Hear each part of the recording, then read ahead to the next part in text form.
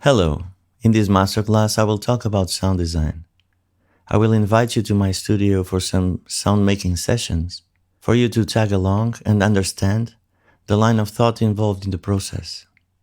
It is a pleasure to share my thoughts, my perspectives, the way I do things, and I hope you can find it good use on your own creations.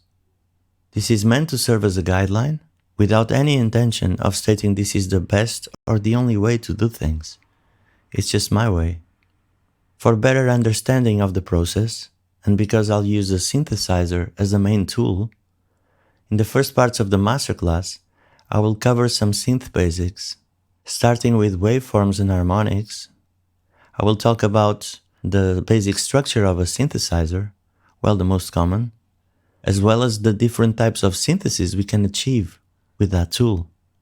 This should give you a wider angle of thought for you to understand the tools, the process, and even the vocabulary I will use in the following videos of sound design.